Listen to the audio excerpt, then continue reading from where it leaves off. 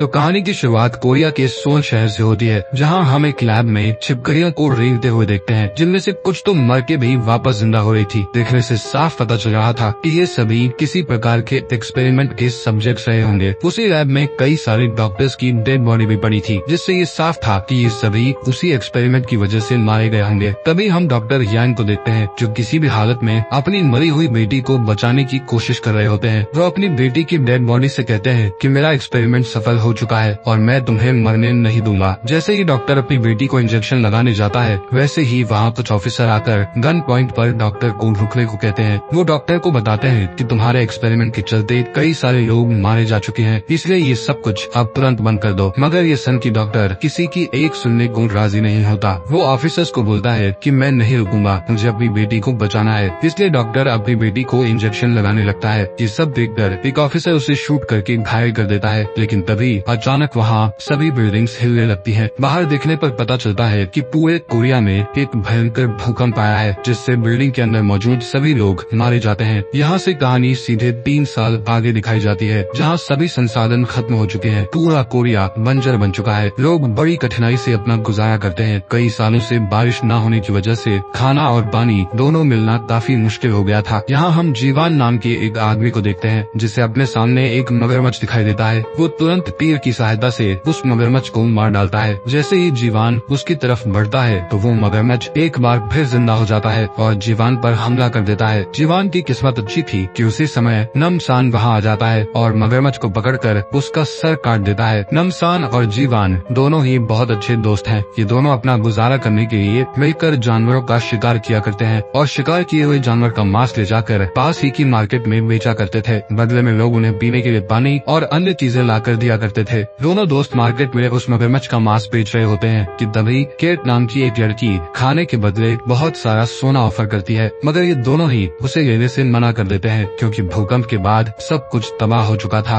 इसलिए अब किसी की कोई वैल्यू नहीं रह गई थी। मगर वो लेडी कहती है कि सब कुछ ठीक हो जाने के बाद इसे यूज करिए ना, जिस पर जीवान गुस्सा होकर कहता है कि ये कभी ठीक नहीं होगा। दरअसल वो लेडी नमसान पर लाइन मार रही थी, लेकिन नम उसे इग्नोर करते हुए एक मरा हुआ सांप उसे खाने के लिए दे देता है। वहीं लाइन में अपनी बारी का इंतजार कर रही सोना नाम की लड़की अपनी दादी के साथ आकर नमसान से मिलती है। सोना की दादी बताती है कि वो नमसान को तब से जानती है जब से उसने सोना की जान बचाई थी। इस पर नमसान कहता है कि सोना मेरी बच्ची जैसी है। तभी मौका देखकर जीवान भी सोना पर ट्राई मारते हुए कहता है कि देखो मैंने ये मगरमच्छ मारा है, लेकिन सोना इसे इग्नोर करते हुए कहती है कि मैंने अंकल नमसान के लिए पेंटिंग बनाई है, जिसे देख नमसान बहुत खुश होता है। सोना मास्क लेकर निकल ही रही होती है कि तभी हम देखते हैं कि कुछ गुंडे आकर लोगों के साथ बदमाशी करने लगते हैं और कहते हैं कि हमें एक आदमी की तलाश है। दरअसल ये गुंडे अपने साथ कुछ लोगों को ले जाने आए थे। वहाँ मौजूद लोगों में से एक आदमी जब उन्हें रोकने की कोशिश करता है, तो ये गुंडे मिलकर उसका हाथ ही काट देते हैं, जिससे वहाँ खड़े सभी लोग काफी डर जाते हैं। तभी उनमें से एक गुंडे की नजर सोना पर पड़ जाती है। वो उसके साथ बदतमीजी करना शुरू कर देता है, जिसे देखकर जीवान एकदम आग बबूला हो जाता है। जीवान बीच में कूदकर सभी गुंडों को मारने लगता है, मगर थोड़े ही समय में वो सभी मिलकर उसे काबू कर लेते हैं, जिसे देख नमसान भी लड़ाई में कूद जाता है और पंच मार मार कर सबका बुरा हाल कर देता है। नमसान उनमें से एक गुंडे को पकड़कर पूछता है कि बताओ तुम किसके लिए काम करते हो और किसने तुम्हें यहाँ आने के लिए बोला था। नमसान से डरकर वो गुंडा तुरंत उसे बता देता है कि हम टाइगर के आदमी हैं और उसी ने हमें यहाँ आने के लिए बोला था। नमसान उन सभी गुंडों को बोलता है कि जाके अपने बॉस टाइगर को बोल देना कि अगर दोबारा वो नमसान के इलाके में दिखाई दिए तो अंजाम अच्छा नहीं होगा। नमसान का नाम सुनते ही सभी गुंडे डर के मारे वहाँ से भाग खड़े होते हैं। दरअसल नमसान बहुत ही फेमस फाइटर और हंटर हुआ करता था। उसकी मार से लोगों की हालत टाइट हो जाया करती थी। गुंडों के जाने के बाद जीवान और सोना उसे थैंक यू बोलकर अपने काम के लिए निकल जाते हैं। काम खत्म करके नमसान और जीवान अपने घर की तरफ जा ही रहे होते हैं कि तभी वो दोनों सोना के घर के बाहर कुछ लोगों को देखते हैं और खतरा ना हो इसलिए नमसान जाकर पूछता है कि ये सब क्या है। तभी भीड़ में खड़ी सिया नाम की एक लेडी उसे बताती है कि हम लोग गवर्नमेंट की तरफ से आए आए हैं। हम पास में बने एक सरकारी अपार्टमेंट में 20 साल से कम उम्र के बच्चों को उनके पेरेंट्स के साथ फ्री एजुकेशन देते हैं, क्योंकि बच्चे ही कल का भविष्य हैं। साथ ही हम खाने के लिए खाना और साफ पानी भी इन बच्चों को मुहैया करवाते हैं, ताकि ये बच्चे एक बेहतर भविष्य बना सके। इसीलिए इस मुहिम में सूना का सिलेक्शन हुआ है। नमसान उनसे पूछता है कि वहाँ गुंडों की कोई परेशानी तो नहीं है, जिस पर सिया उसे बताती है कि उसकी चिंता ना करे, हमारे पास उनसे लड़ने के लिए एक पूरी फौज है जो खतरनाक मिलिट्री ग्रेड लोगों से भरी हुई है। सिया की बात सुनकर सूना की दादी मान जाती है, क्योंकि सूना के बेहतर भविष्य के लिए यही सही है। इसलिए नमसान भी मान जाता है। जाने से पहले सूना जीवान को उसकी पेंटिंग देती है, जिसे देखकर वो काफी खुश हो जाता है। शाम को सूना, उसकी दादी, सिया और उसके साथी अपना सामान पैक करके अपार्टमेंट के लिए निकल जाते हैं। चलते हुए सफर के दौरान सूना की दोस्ती किम नाम की एक लड़की के साथ हो जाती है, मगर इतनी दूर पैदल चलने की वजह से सूना की दादी की हालत बिगड़ने लगती है। सिया सूना को बताती है कि हम तुम्हारी दादी और एक बूढ़े अंकल को यही पास में बने एक इमरजेंसी मेडिकल होम में पहुंचा देते हैं, वो कल आकर हमें ज्वाइन कर लेंगे। इस बात से सूना मान जाती है और एक बार फिर से वो लोग आगे बढ़ने लगते हैं। थोड़ी दूर चलते ही कुछ गाड़ियां उनका इंतजार कर रही थी, जिसे देख सूना को थोड़ा शक होता है कि अगर ये गाड़ियां इतनी ही पास थी तो उसकी दादी को अलग क्यों ले गए। इसके बारे में पूछने पर उससे कोई खास जवाब नहीं मिलता। इससे सूना का शक और भी मजबूत हो जाता है। दूसरी तरफ सूना और उसकी दादी के चले जाने की वजह से जीवान और नमसान का भी मन नहीं लगता, इसलिए वो दोनों दोस्त बाहर निकल जाते हैं। थोड़ी दूर चलने के बाद दोनों दोस्त थोड़ी ही दूरी से देखते हैं कि कुछ सोल्जर्स मिलके उस बूढ़े आदमी को खाई में फेंक देते हैं। इससे सूना की दादी काफी डर जाती है। सडनली पीछे से एक सोल्जर आकर सूना की दादी को स्टैब करके मार देता है। ये सब देखकर जीवान को बहुत गुस्सा आता है और फौरन उन दोनों सोल्जर से लड़ने के लिए चले जाते हैं। दोनों जाकर सोल्जर्स को बुरी तरह से मारते हैं। मारते मारते नमसान एक सोल्जर की जान ले लेता है, मगर वो सोल्जर दोबारा उठ खड़ा होता है। नमसान एक बार फिर से उसे मार देता है, बट कंटिन्यूस। अभी अचानक पीछे से यही नाम की लड़की आकर दोनों दोस्तों की मदद करती है। अगली सुबह दादी की बॉडी को एक जगह दफनाकर जीवान यही से पूछता है कि उन सोल्जर्स के साथ क्या हुआ था, वो मर क्यों नहीं रहे थे। ये उन्हें बताती है कि ये सोल्जर्स तभी मारे जा सकते हैं जब इनका सर धड़ से अलग कर दिया जाए। आगे बताते हुए यही कहती है, यहाँ से थोड़ी दूरी पर एक अपार्टमेंट है जहाँ हमें कई सारे लोगों को बचाना है, इसके लिए मुझे तुम्हारी मदद चाहिए। दरअसल वो एक एयरफोर्स ऑफिसर थी। भूकंप से बचे हुए सर्वाइवर्स को ढूंढते हुए उन्हें एक अपार्टमेंट मिला था जो पूरी तरह से सुरक्षित था और वहाँ फ्रेश वाटर का काफी अच्छा सोर्स भी उपलब्ध था। हमने उसे लोगों के रहने के लायक बनाया। उसी समय वहाँ डॉक्टर यान भी आए थे। भूकंप से बचे हुए वो एकमात्र डॉक्टर थे, इसलिए मुझे लगा कि ये हमारे बहुत काम आएंगे। मगर मुश्किल तब बढ़ने लगी जब डॉक्टर के द्वारा अपने एक्सपेरिमेंट के लिए ले जाए गए 20 साल से कम उम्र के बच्चों का कुछ अता पता नहीं चल रहा था। जब मैंने इसके बारे में डॉक्टर यांग से पूछा तो वहाँ तुरंत 2 सैनिकों ने आकर मुझे घेर लिया और तभी अचानक उनमें से एक सोल्जर ने दूसरे सोल्जर पर गोली चला दी, जिससे वो तुरंत वहीं मर गया। लेकिन थोड़ी ही देर में वो सोल्जर दोबारा उठ खड़ा हुआ। ये सब देखकर मैं काफी डर गई। तब डॉक्टर ने मुझे बताया कि मैंने इन्हें ऐसा इंजेक्शन दिया है जिससे ये अमर हो जाएंगे और यही आने वाले कल का भविष्य है। मैं एक एक करके सबको अमर बना दूंगा। मैं भी उस भूकंप में मरने वाला था, मगर इसी एक्सपेरिमेंट की बदौलत ही मैं आज जिंदा हूँ।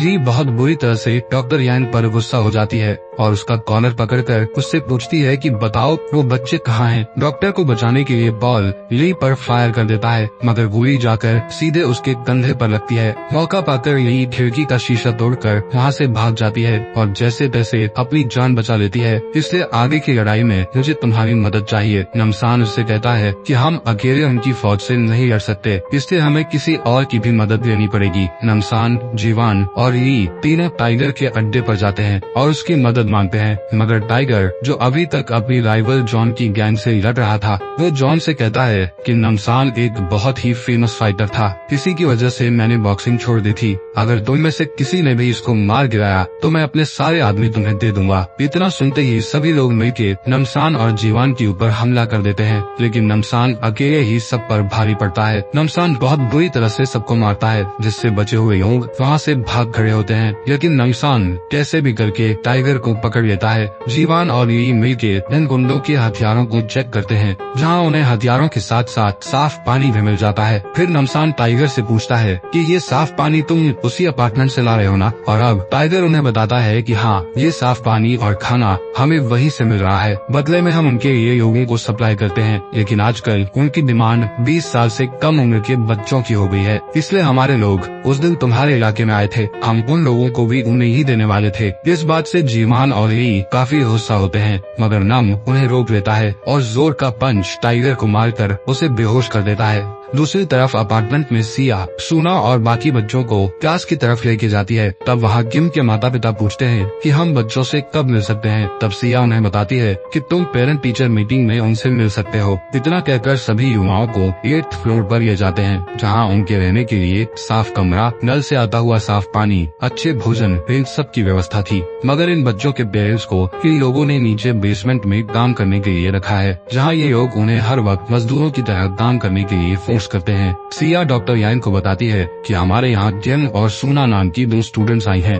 जो एक्सपेरिमेंट के लिए एकदम परफेक्ट हैं। डॉक्टर उनसे कहता है कि ठीक है कि दोनों लड़कियों का अच्छे से ख्याल रखो, साफ खाना और पानी उन्हें हर वक्त खिलाते पिलाते रहो। क्लास में सुना नोटिस करती है कि वहाँ प्रेजेंट सभी बच्चे बहुत ही अजीब तरह से उन्हें देख रहे थे और सभी बच्चों की गर्दन पर एक कट का निशान भी था। सुना सिया से पूछती है कि अगर आपके पास इतना ही साफ पानी है कि नहाने के लिए भी इस्तेमाल किया जा सकता है, तो हम इसे बाहर के लोगों के साथ क्यों नहीं बांट सकते? इस बात पर सिया कुछ नाराज हो जाती है और सुना को कुछ अजीब सा जवाब देती है, जिससे सुना बिल्कुल भी संतुष्ट नहीं होती। सिया बच्चों को पढ़ाना शुरू करती है, मगर सुना का ध्यान पढ़ाई में बिल्कुल भी नहीं लग रहा था। तभी वहाँ अचानक से क्लास में डॉक्टर यैन आकर कहते हैं कि बच्चे ही कल का भविष्य हैं, इसलिए उनके लिए अच्छा खाना और शुद्ध पानी बेहद आवश्यक है। ये खाना पानी खास आपके लिए प्योरीफाई करके तैयार किया जाता है। इतना कहते ही यान के लोग बच्चों को खाना और पानी डिस्ट्रीब्यूट करने लगते हैं, मगर सुना को इन सब बातों पर शक होता है, इसलिए वो ना ही खाना खाती है और ना ही पानी पीती है।